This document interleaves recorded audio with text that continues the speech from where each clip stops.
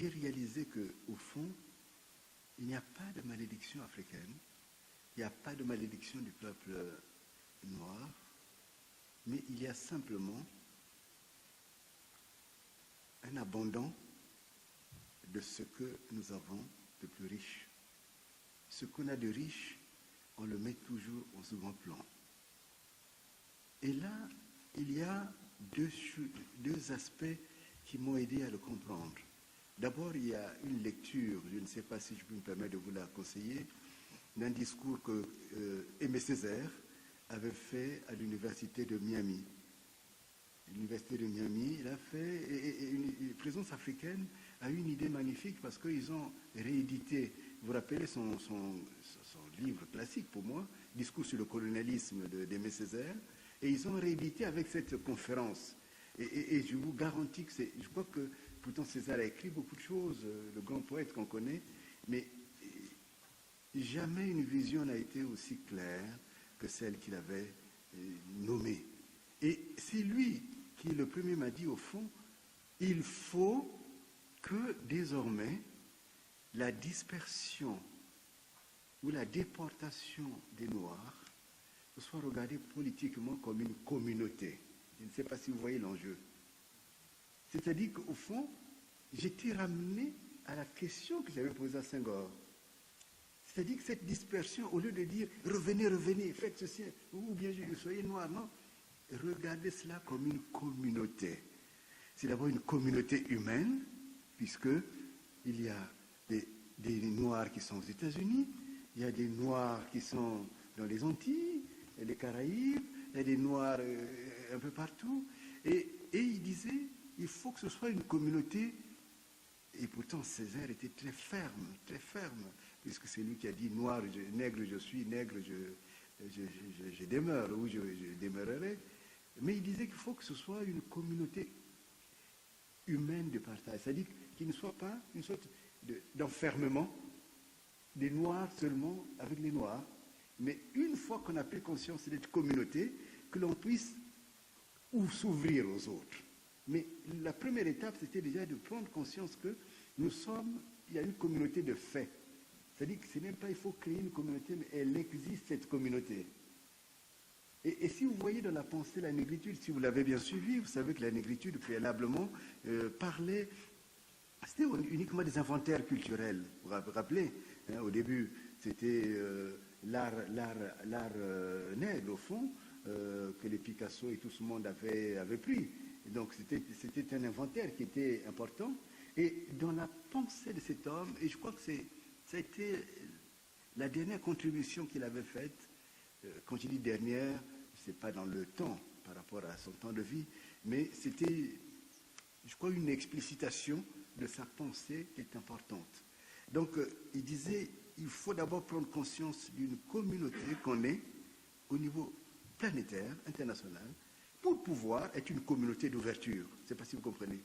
Et au fond, en ça, il est resté fidèle à sa pensée. Parce qu'il disait au début, mais le plagiat, personne n'aime. Quand il disait, beaucoup de Noirs veulent ressembler aux Blancs, veulent ceci, mais on n'aime pas la copie, on préfère l'original. Et là, au fond, il allait pour dire que si vous prenez conscience que vous êtes une communauté au niveau planétaire, eh bien, vous aurez en face de vous une possibilité de dialogue avec d'autres communautés, parce que les autres sont constitués en communautés. Donc, il y a là, je dirais, je me resituais. Et la deuxième chose, je me disais, mais pourquoi on est économiquement faible? On est économiquement faible. Et en fait, quand j'avais démarré mon cabinet, j'avais une assistante qui était asiatique. Et en discutant, et puis petit à petit, en entrant dans sa communauté parisienne, je me suis rendu compte que, surtout à Paris, les Asiatiques, il n'y a pas longtemps, dans le temps politique, ils sont entrés en France, mais ils sont devenus d'une richesse incroyable. Et comme je suis pasteur, vous savez, les pasteurs se donnent des secrets, et j'ai discuté avec leur pasteur, qui était le père de mon assistante, et j'ai dit, mais comment vous faites? Qu'est-ce qui se passe? Et un jour, il a souri, il a dit, vous savez, nous, on pratique beaucoup la tontine. On pratique beaucoup la tontine. Et pour peux pas savoir, c'était comme un coup de massue que j'avais reçu. Parce que moi, j'ai été élevé avec la tontine. J'ai été élevé avec la tontine. Si je vous parle aujourd'hui, mes parents ont payé mes études avec la tontine. Mais on a érigé la tontine comme un système qui permet l'enrichissement, mais également qui permet le développement et même la prospérité de la communauté dont parlait justement Césaire. Et alors, ça a été pour moi un défi. J'avais rencontré un professeur asiatique et je faisais une thèse en Sciences Po. Vous savez, c'est un peu comme ça. Un jour, ça me plaît de faire une thèse. Bon, je l'ai faite, bon, de la thèse en droit que j'avais. Donc, j'ai fait une thèse en sciences politiques et on s'est dit, mais on va prendre la tontine comme un défi. Et je me suis rendu compte que le peuple asiatique, vous savez ce qu'on appelle l'ASEAN, vous connaissez? L'ASEAN, vous connaissez ou pas? C'est pas comment on dit en anglais. L'ASEAN, c'est l'association qui permet de réunir la plupart des pays de l'Asie du Sud-Est. Vous voyez? Mais c'est une association politique. D'ailleurs, je crois que maintenant Obama est parti parce qu'il y a une de leurs réunions qui se passe. Donc, c'est devenu ce qu'on appelle les organisations régionales, une des plus grandes organisations régionales. Et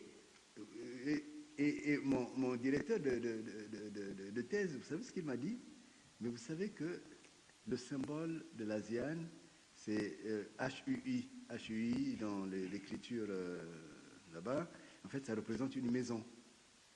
C'est-à-dire que l'ASEAN est une maison où les gens sont obligés de travailler en tontine. Donc, vous voyez, une organisation la plus importante actuellement au niveau régional travaille avec la tontine.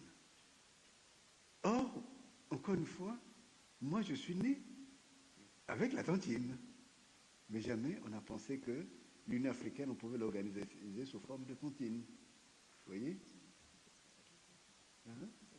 Et justement, j'en parlerai. Donc, ce que je vais dire, c'est qu'au fond, vous voyez ce que je disais, la communauté existe, on n'en prend pas conscience. On va plutôt être des rivaux, on va se battre.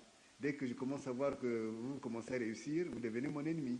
Ainsi de suite. C'est-à-dire, alors que les autres ont dépassé cela à cause de l'exigence du travail ensemble. Un peu comme disait un philosophe juif qui disait le penser à l'autre. Le fait de penser à l'autre permet de dépasser ses propres divisions, ses passions internes. Et là, cette communauté, elle existe. La tontine aussi, elle existe. Ce qui permet aux gens, parce que l'ASEAN c'est une communauté, ils arrivent à travailler. Ils arrivent, les Chinois qu'on a érigés maintenant à la deuxième puissance du monde, ils n'ont pas d'autre système que d'être une communauté et de travailler avec la tontine. Donc, si vous voyez bien, si vous comprenez bien, nous avions tout, sauf que tout cela était regardé. Si vous regardez, je ne sais pas si vous avez déjà entendu discuter, quand en Afrique, vous parlez de la tontine, on dirait que c'est une affaire des bonnes dames.